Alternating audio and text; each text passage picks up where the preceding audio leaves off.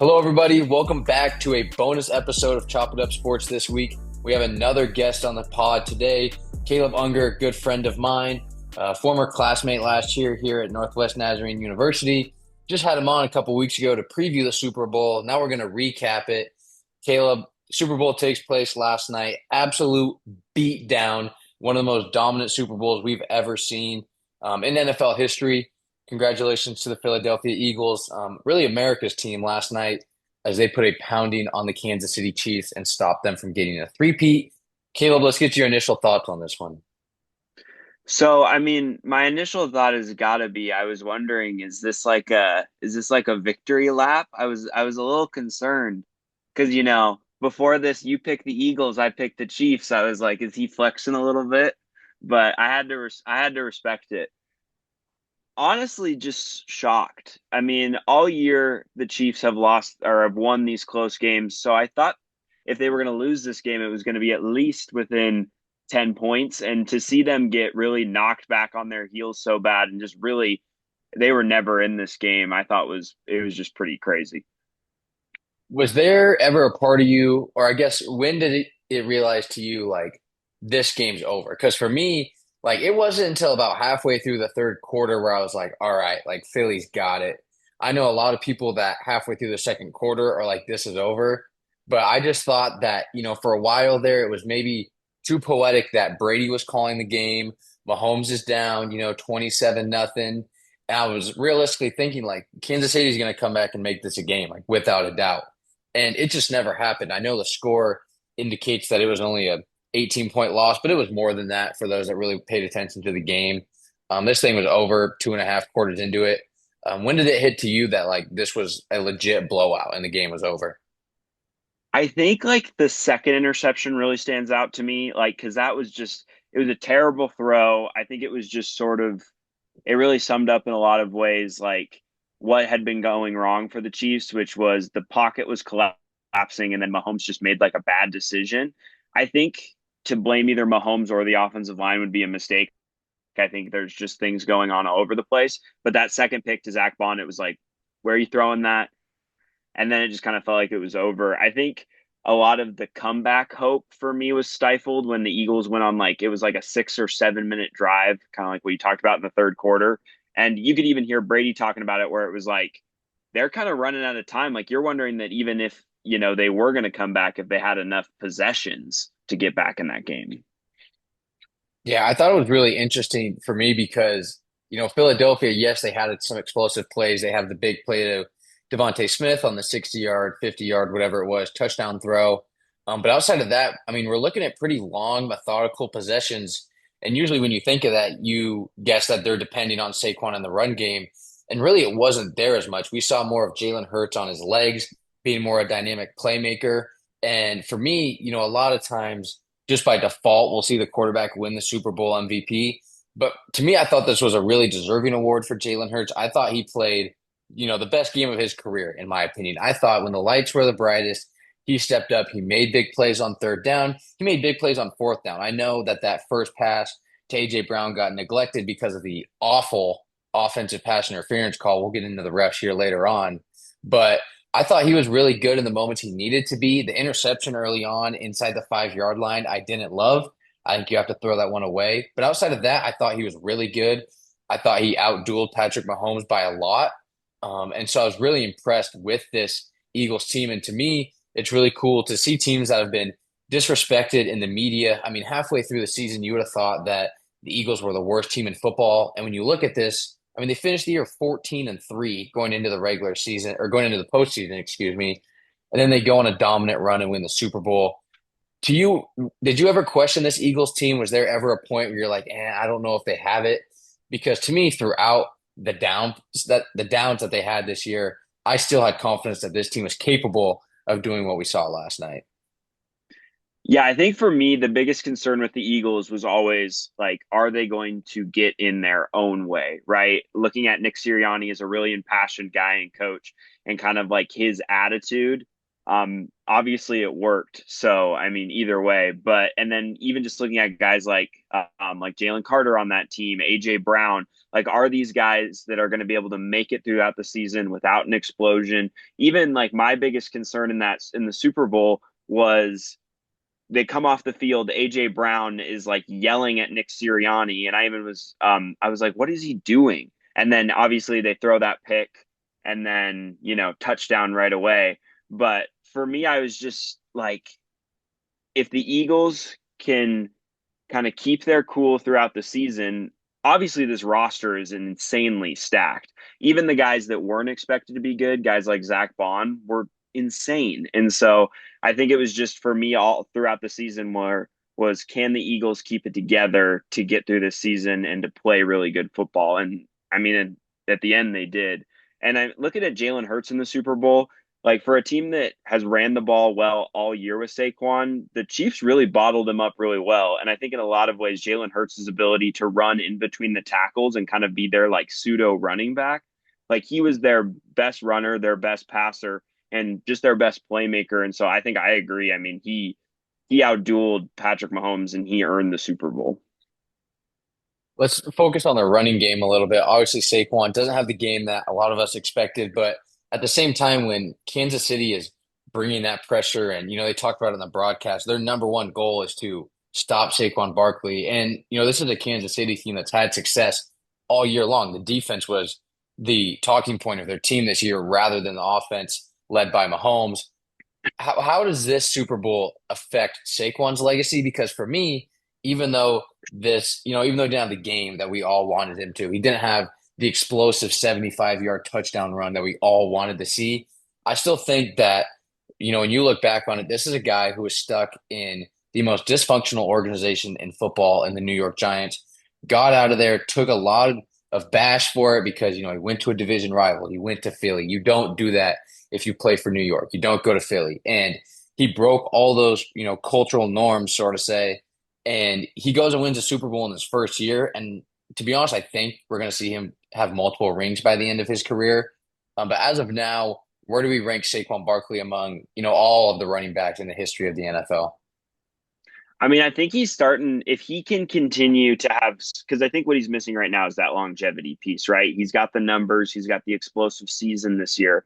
And for me, this is a who cares Super Bowl, right? Like, no one's going to look back on the Super Bowl and be like, wow, Saquon, whatever, only had 40 yards rushing or whatever it was. It's going to be like, wow, Saquon had an insane season and then capped off with a championship.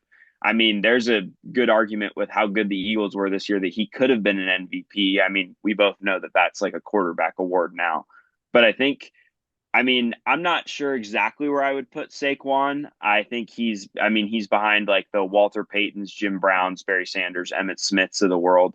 But I mean, when you're looking at like the best of his time, of his era, I mean, he's got something that Derrick Henry never got, which is important. I mean, he's got something that even Christian McCaffrey doesn't have. And so I think if he can string together, doesn't even need another Super Bowl, but if he can string together two more like really good seasons, then I think he's definitely in the conversation with the greats. I mean, he's going to be a hero in Philadelphia forever. He could leave next year if he wanted to. And I think Philadelphia would love him forever, especially with that Penn State connection.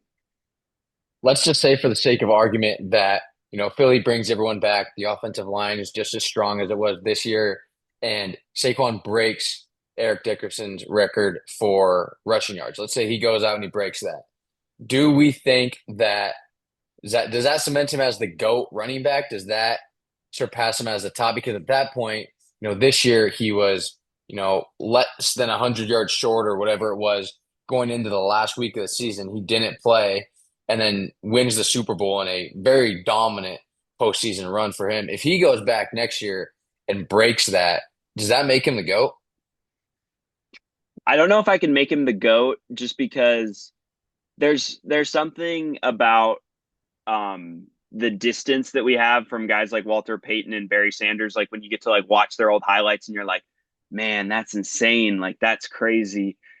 I do think there's a legitimate argument if start putting together that statistical case right and you get your Super Bowls and those types of things. I mean, I want him to beat Eric Dickerson's record so bad. The way that Eric Dickerson was crying about him potentially breaking his record before it even happened, I was like, please just beat this man's record. But I mean, I think Saquon beating the like single season rushing record, maybe even getting another trophy, whether that's an offensive player of the year and then getting a Super Bowl, I think definitely puts him with those greats, the Jim Browns, the Emmett Smiths.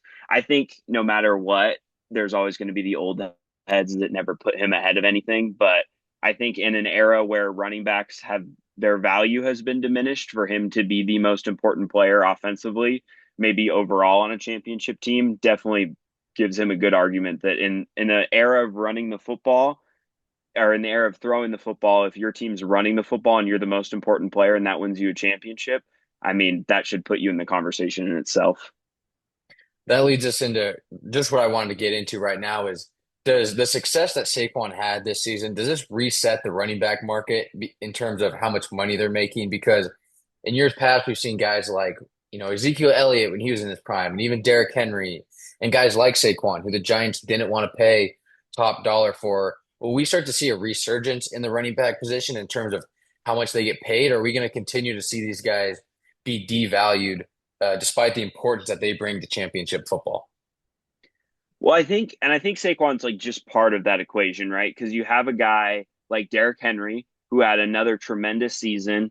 Obviously playing with Lamar Jackson really helps. And then you had Saquon who had a really good season. And then another really underrated one was Josh Jacobs. I mean, he was a catalyst for a lot of what the Packers did successfully this year for a team that was really up and down in the Packers. Like he was their most successful aspect. If you watch that game where they played the Eagles, he's the closest thing they have to being able to beat them. And so I think guys like Derrick Henry, guys like Josh Jacobs and Saquon, I think should reset this market. And I think especially when you look at these running backs that maybe aren't playing super well on these bad teams, maybe it's time to look at like running the football is hard when you don't have a good quarterback, and running the football is hard when you don't even have a solid offensive line. So guys like Christian McCaffrey, guys like Saquon are showing that if these guys can get put in good championship positions, they can be the thing that can put you over the top. And I mean, you look at the Chiefs today, and I mean, you have Pacheco and Hunt, who are both really solid running backs, but I mean, pretty early, those dudes got stuffed and then they couldn't use them anymore. And so, I mean, when you can have a running back that can, set the tempo of the game, it can win you a lot of football games. Do you think the Giants GM should just step down? 100% should retire right now and should just like go live in a very secluded part of the country. I mean, how do you show your face in public after that? I was talking about that with someone last night. Like, they show Saquon, he's hugging on the sidelines, he's freaking out, he's going nuts. Like, if you're the Giants organization, like, you can't feel good about that. Like, I'm not saying that that could have been you because I don't think there was even close to enough pieces in that building to have that success, but that just has to suck. And you can't blame anyone else but yourself for that. No, and he was talking about like all like because the worst part about this is I don't think it's as bad, right? He's just the faceless GM that let go of Saquon. But no, he was on Hard Knocks and he was on there talking about like we can bring in Devin Singletary to replace that. Like we can, the Giants owner is like if Saquon goes somewhere else and is successful, I'm going to be sick. Well, Saquon Barkley went somewhere else and was about as successful as possible, and it's your chief rival. And the Giants sucked, and it was because their roster isn't good. I don't think it's because of Dayball. I think Dayball is a decent coach. So, yeah, he should go somewhere else. Yeah, he's got to get fired or he's got to move on. He's got to find something, that's for sure. Let's talk about the Chiefs real quick. This is a really bad showing. I feel like it really tarnishes, the dynasty, if that's what you want to call it. Mm-hmm. That they've, just this run that they've had because, they get to back-to-back Super Bowls. A lot of people expected them to win this game. And for them to just come out as flat as they did, I mean, I feel like the offensive problems that we saw all throughout the year really came to life in this game. The offensive line was a disaster. Really, the glaring point for me as well was just the lack of weapons they have. Obviously, Travis Kelce's not getting any younger. Xavier Worthy had some cool plays at the end of the game, but outside of that, like DeAndre Hopkins was miserable. They couldn't get anyone the ball. To me, I don't want to, jump the gun and say that the Chiefs dynasty is over. But I definitely feel like it takes a hit in this scenario. Yeah, I think my chief concern when I look at the Chiefs moving forward is just something that you pointed out. Like you're not getting any younger. Like looking at a guy like Marquise Brown and DeAndre Hopkins and Juju Smith-Schuster, like those guys are really solid players when they're at their best. But I mean, even a guy like Travis Kelce, like you're going to get maybe a few good performances out of them every season. And Xavier Worthy, I think, has proven to be a little bit more of a gadget guy than he is like a true number one, in my opinion. And so when I look at this team moving forward, obviously Patrick Mahomes is going to give you a chance to extend this dynasty further than it probably ever could. But like, how much longer is Andy Reid going to coach? Like, all of these different aspects uh, concern me that this could be a dynasty that could last for a long time. I mean, I talked about it, I think last week. There was all this conversation. It's like, well, if Patrick Mahomes wins this one, is he already there with Brady? And I think the most underrated thing about Brady is that he essentially has three separate careers. He has the first stint with the dynasty with the Patriots. He has the second stint where they lose two to the Giants, but it's still a solid career. And then he has the third stint where it's like, the second Patriots dynasty in the Tampa Bay Super Bowl. And I mean, Patrick Mahomes has one career right now, and it's one really, really good career. But to pass the GOAT, to be in that conversation, you got to do a lot more than what he's done already, which is it's crazy to say, but you do.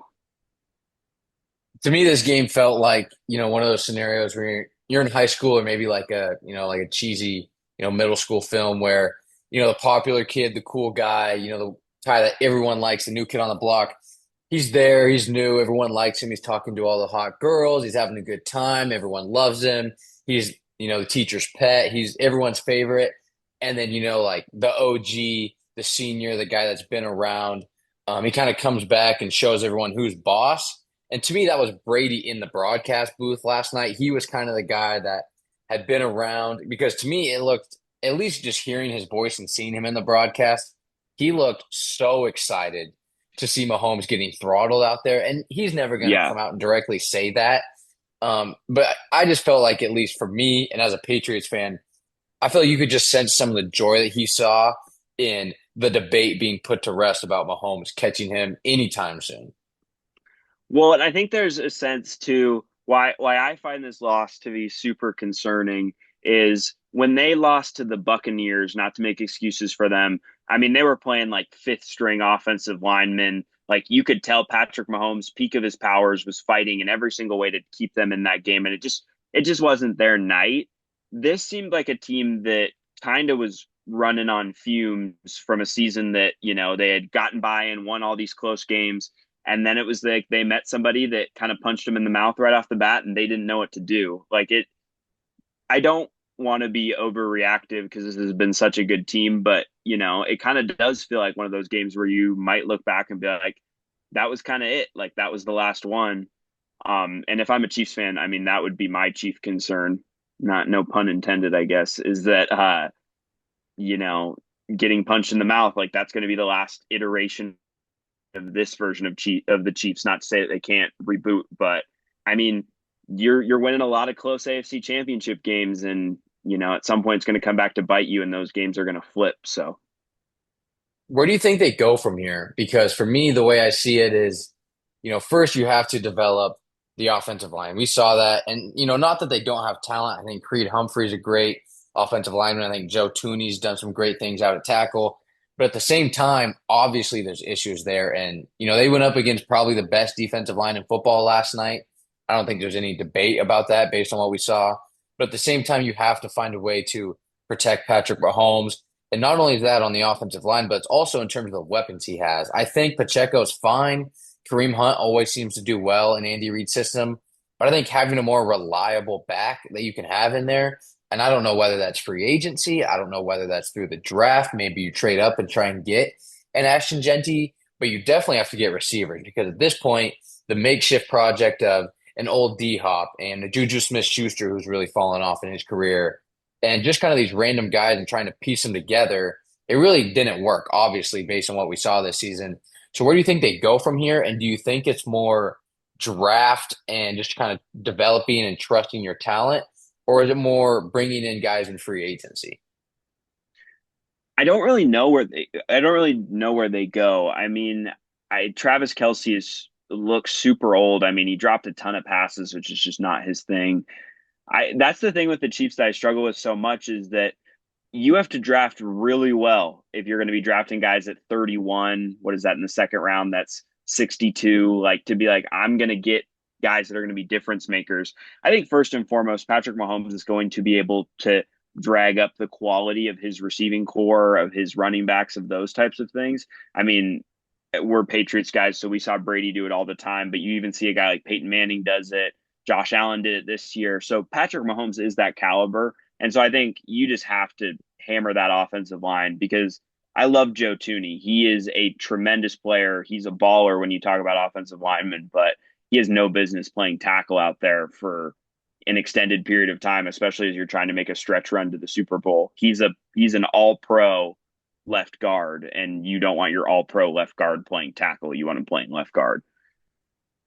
Yeah, 100%. Let's last thing I want to touch on this game, halftime show. You're a big entertainment guy, you're big into the music entertainment industry. For those of you guys that haven't checked out Caleb's channel already, it's not just sports, it's music, movies, quad culture. So he hits four different categories. Be sure to go check them out.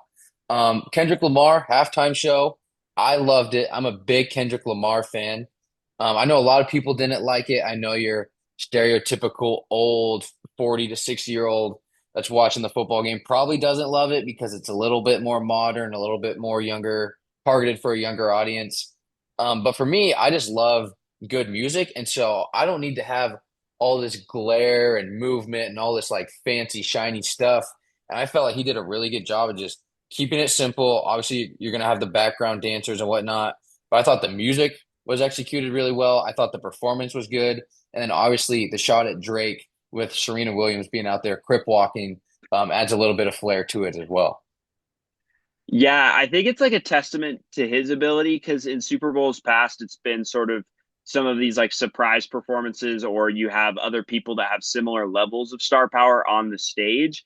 And I think the fact that like that was really a performance that was just centered on him as a rapper is really impressive. I mean, I felt the same thing. I watched the Super Bowl with my dad and like he just kind of like blank stared at the TV. I don't think he really understood. I tried to understand. I tried to explain like the beef aspect, and I think he was just like, "This makes no sense to me." But I mean, other than SZA, and I mean, SZA was great.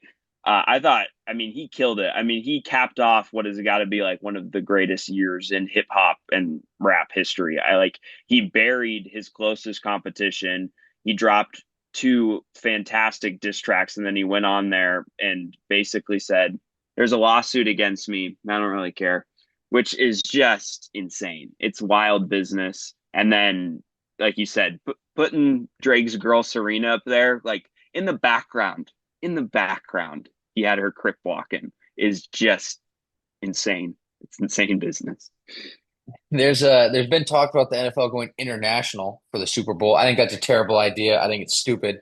But Hate if the Super Bowl goes to Canada, do they give Drake a chance to get his revenge on Kendrick? Is there a Here's world the where thing. that happens? I just feel like Drake has had like a couple months to get his revenge on Kendrick, and he hasn't. I listened to like because he dropped like a diss track or whatever, and it just like wasn't good. It was just like, and then because it's like Kendrick releases Euphoria, and then Drake responds, and it's not very good. So it's like Kendrick can leave it there, and he won, and then he made another diss track that was better, and so it's just like this like I think if you're Drake, you just restart. You maybe call up the Giants. They need a GM. Like you see what's your next career venture. You go back to acting. Yeah, I mean he's got to, and not to make another like high school reference again, but it's kind of like the suit and tie, the very put together rich kid kind of tries to fight with the kid who not to I don't want to get political or anything here, but like he gets into it with the kid that's like from the ghetto who kind of grew up on his own and was Yeah. raised by himself or something like that. And he just didn't have the tools. I feel like Kendrick buried him in the ground from the very beginning of this, and so it was just really funny to see that happen on, at the Super Bowl halftime show. Yeah, on live television was just it's gotta suck to be Drake right now. I mean, that's just terrible. And we That's gonna be haven't our week. heard from him. Sorry, I was just Yeah. gonna say we haven't I haven't heard anything. He's got to be in hiding. I mean, there's no other way that he's not. That's going to be our recap on the Super Bowl. But before we get out of here, we're going to talk a little bit of ball. Caleb, your Wizards, who we talked about briefly last time you were on the show, massive move in the NBA world. They trade, they trade Kyle Kuzma for Chris Middleton. I talked to you a little bit about this just through text. Seems like a lateral move. You bring in a guy who, has championship level experience, can prove he can score the ball, but he's surrounded by people who aren't ready to play at a championship level yet. I mean, you give up Kuzma, who's just the definition of empty stats at this point in his career. What do you make of this move for your Wizards?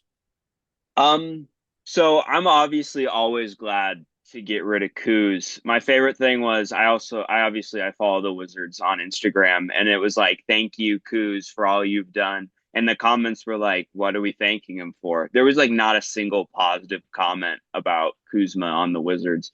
I like bringing in Middleton. I feel bad for Chris Middleton. I think the Bucks kind of really screwed him over. I mean, he's been such an integral part to what they've been doing and their success. So to basically send him to the Wizards at least for a year and to be like, you're going to just be on this crappy team with all these young guys. But I mean, Chris Middleton overall seems like a good guy. So I think he's going to help this roster. Made me a little nervous though. So they trade Kyle Kuzma and they proceed to win 3 games in a row, which was they had 6 wins and they got to 9. We're trying to get Cooper Flag, and so I was like, maybe we should have kept Kuzma, maybe just for couple more stretches, just to finish the job, that he started. Got to keep tanking. I don't understand the idea. Obviously, I mean, you want as much talent as possible, but at this point, like you said, when you're trying to get a guy who is considered to be a generational talent, and bring him, somewhat close to home there, with him being from Maine, obviously playing in DC pretty close in the Northeast, but I just don't understand why you would want to get better. And also, Chris Middleton's expensive. He's on a large contract right now. I understand he's reaching the end of that, and I'm sure he won't be in Washington long term. But that move doesn't really make a ton of sense to me. Let's hit on Luka for a little bit. He's making his debut as we speak right now. A move that is really shocking. I just talked about this on my last episode, so I don't want to spend too much time on it. But I mean, this was just a move that made no sense whatsoever. What are your thoughts on this one? I just think it's one of those things that, you know, you could make an argument for the Mavs that maybe in the interim, this is like that makes their team slightly better just because Luca wasn't playing, but now Anthony Davis isn't playing either. I just don't understand why you trade away 10 years of your future. Like I liked what Reggie Miller said. You're not an all-star, you're not an all NBA player, not an MVP candidate in one of the, most athletic leagues in the world if you're not in shape. To say that your problem with Luca is that he's not in shape is just it makes no sense. This trade doesn't make any sense. The Mavericks basically traded, 12 years of Luca for 3 good ones of AD, maybe. Because I mean, he's a big guy who's got lower leg problems. When has that ever worked out? Never. No, and I think, I previewed this trade and then obviously went into depth a little bit on it in our last episode, so be sure to go check that out, guys. But I thought it was funny because you talk about AD's injury history and he's always hurt. And what does he do in his very first game? Goes off in the first half and then, messes up his leg and now he's out for multiple weeks. Meanwhile, Luca makes his debut tonight. Lakers are appearing to play a little bit better ball after the trade deadline. Obviously, the Dalton Connect thing is super weird. They get him back. I Yeah. actually think that's a loss for them. I really like Dalton Connect, but I think being able to bring in a young center for the Lakers is probably a little bit more valuable than another wing who can score, especially with what we've seen from Reeves and what LeBron can do, and obviously having Luca there long term as well probably steals a little bit of that limelight from Connect. What other things around the league really catch your attention at this point? I mean, we're right next to the All-Star break. Things are coming to a close in terms of the first half of the season. I'm really getting ready for that playoff push. I think the only thing is the just complete and utter disrespect of the Oklahoma City Thunder. Like we're already talking about that the Mavericks are finals content, like that they're the number one team in the West, or the Lakers are the number one team in the West. Like, let's not forget about the team that has maybe the best player in the league right now, has as many different combinations of roster lineups that can just play absolutely crazy defense. They got a guy like Hartenstein and Chet Holmgren, so they got two bigs, so they can match up with a guy like Jokic. They could even match up with the Mavs right now, which was their problem last year. They fixed it. And so just the disrespect of the Thunder and this idea that, like the Thunder are the best team in the West, and I don't even think it's close. My last question for you before we get out of here. I talked a little bit about this with, my guy Hunter Fullerton, but let's say there's a world round one or maybe round two where OKC has home court advantage. Let's say they keep the number one seed in the West, but they get put up against a Warriors team who has Steph Curry, Podzemski. They now have Jimmy Butler, who shows that he Odds. only plays basketball in May, late April to early June. That's the only time Jimmy Butler plays quality basketball. And now when he's, not with my Miami Heat, so that just crushes my soul. And then you have a Draymond Green. And obviously we know, with the size of Kevon Looney, they don't have a ton of interior presence. I know they just signed Quentin Post to, a deal for the rest of the season. But is there a world where we see the Thunder collapse again against an experienced team who has guys that have made deep runs in the playoffs and won championships? Yeah, I mean, I could see a world where that series goes to seven or something like that. My biggest problem is so last year this Thunder team lost to a Mavericks team, which wasn't ideal, but I mean it's still a really young Thunder team. But now this is a Thunder team that's continuing to get battle tested, that brought in a guy like Hartenstein, who is going to be one of those extremely valuable, playoff guys. And you got guys like Dort. There's just this roster's littered with players who are completely okay with playing their role. I think in a matchup like that, it would really fall to, Jalen Williams versus Draymond Green. Williams is their second scorer. He did not show, a propensity to play well in the big lights. And so if he can play well when the lights get the brightest, this Thunder team is going to win the championship. I think they're better than the Celtics. If whatever matchup they're in, I'm taking them. But I mean, it really all depends on Jalen Williams. And if he can continue to take what he does in the regular season and do it in the playoffs, then I mean they're kind of unbeatable. I don't know. What do you think? Who do you think should be the biggest contender right now for the championship? Yeah, I mean, I think it's definitely hard to not look at the young teams. I think Cleveland's really exciting. I don't know that I trust them to win big games. I love Donovan Mitchell. I love Darius Garland. And I'm always going to root for small market teams. But at the same time, I mean, we've seen this roster before get into the postseason and, have to deal with, wings that they can't guard. I know they just got DeAndre Hunter, but do I really trust DeAndre Hunter to stop Giannis or Jason Tatum or Jaylen Brown in the fourth quarter of a game six?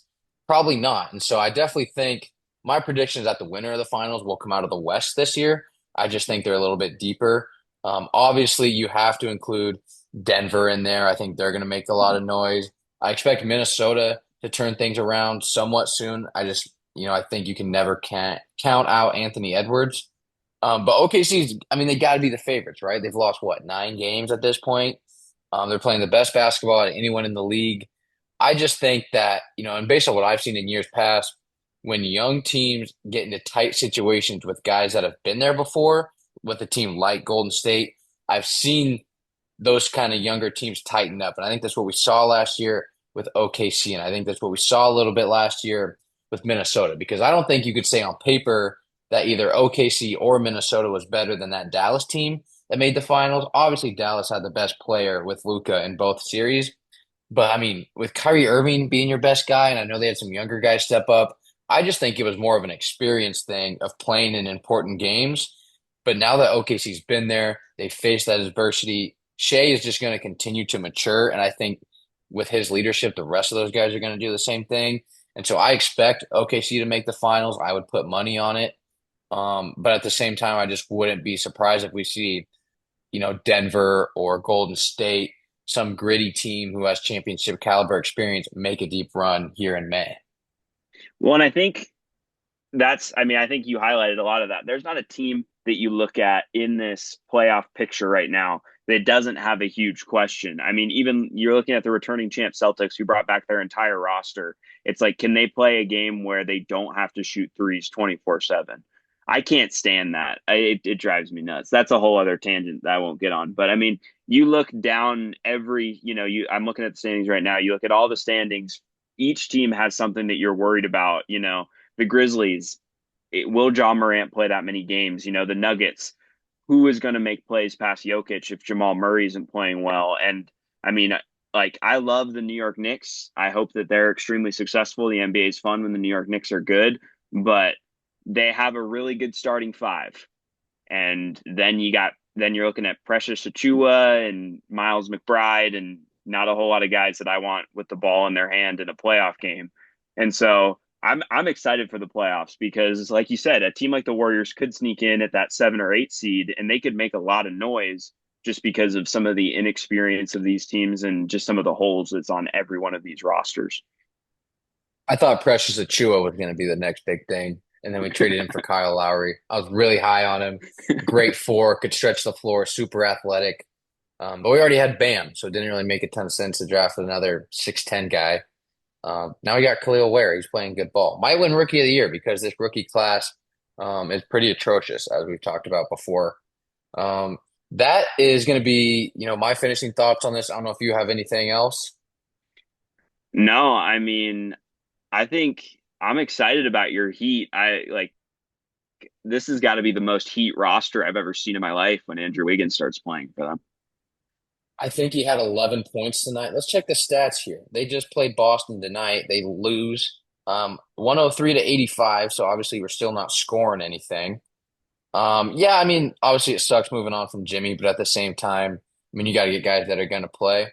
Here we go. Andrew Wiggins lit it up tonight. 3 of 12, 2 of 8 from 3, 11 points, 5 rebounds, 5 assists. How about the other guys we got? Oh, Davion Mitchell, A 2 start. of 8 from the field, 0 of 4 from 3, and 4 points. I mean, we are lighting it up. Alec Burks got a start tonight. Love to see it. I didn't even know Um, Alec Burks was on that team. he's our best 3-point shooter tonight. 3 of 5, 60%. Love to see it. Yeah, I mean, this team is just atrocious, man. It's bad. It's really Did, bad. did Terry Rozier get benched because they thought he was gambling? He played 25 minutes tonight, 9 points, 4 of 12. No And Kevin Love minutes though. That hurts. He's a glue guy. great glue guy. And his Instagram is impeccable if no one has seen it yet. So, Hero and Jaime Jaquez were out too, so that plays a part. But, well, that's going to wrap it up for this episode of Chop It Up. We want to thank everyone for tuning in. Caleb, it's always great to have you on, man. As basketball season, gets into the thick of it, March Madness is around the corner. We'll be sure to have you on the pod once again. Sounds good. Thanks for having me.